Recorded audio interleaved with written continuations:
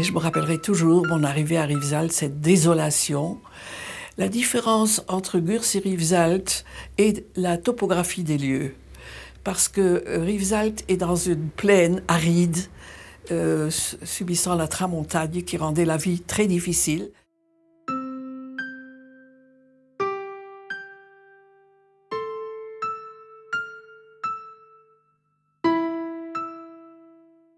C'était des baraques en ciment, c'était un ancien camp militaire pour, je crois, les soldats qui venaient d'Afrique du Nord. Et Gurs est un camp avec des baraques de bois plus serrées, mais alors plus intimes.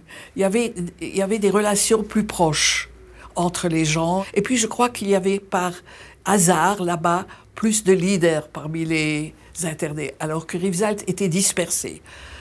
Et André est arrivé le lendemain et on a fait ensemble le tour du camp. Et je me souviens quand je suis rentrée la première fois dans ce qu'on appelait l'hôpital, je me suis dit, je vais devoir y rentrer tous les jours. Comment je vais supporter cette odeur?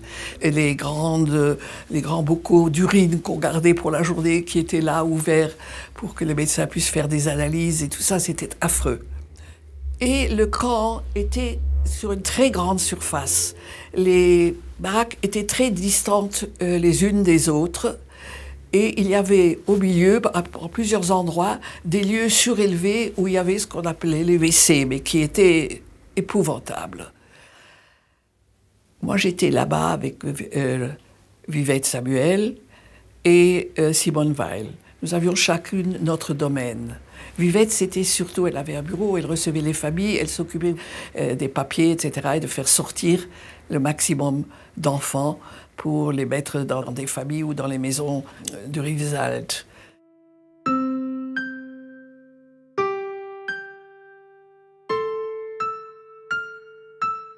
J'ai vu arriver un groupe d'enfants enveloppés dans des vieilles couvertures grises, marchant serrés les uns contre les autres pour avoir moins froid, et qui tenaient dans leurs mains une boîte à conserve avec un fil de fer qui les tenait, dans lequel ils portaient de la nourriture.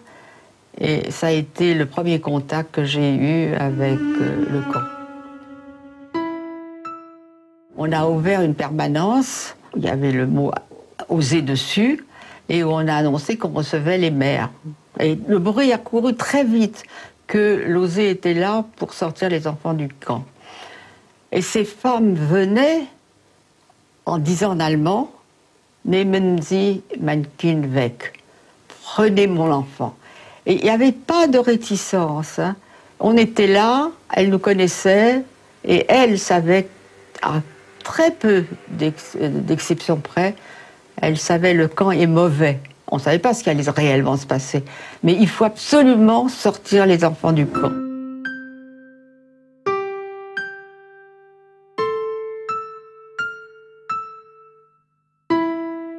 Il y en a un qui disait « Je vais tuer tous les gendarmes parce qu'ils ont arrêté mes parents. Je vais tuer tous les gendarmes. »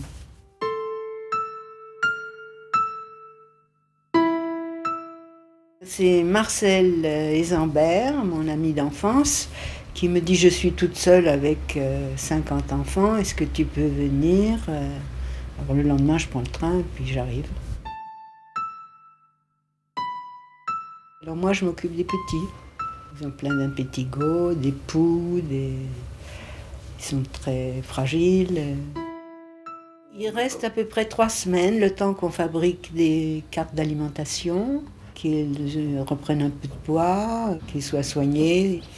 Et là, ils sont distribués dans différentes maisons d'enfants. Madame Zlatin, tous les mois, nous apporte notre salaire. Je crois qu'on touchait 700 francs par mois, nourri, logé. C'était surtout les parents qui leur manquaient, quoi. Il n'y avait pas tellement d'échanges, hein.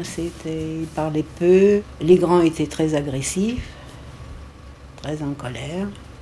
Les petits étaient gentils.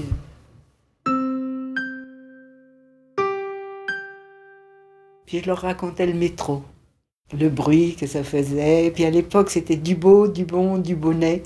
Alors ça les faisait rire. Comme ils n'avaient jamais vu un métro, alors ils ont des souvenirs formidables sur le métro. Au fond, c'était pas la guerre pour nous. Pour les enfants, sans doute. Mais quand on a 20 ans, on ne se rend pas compte.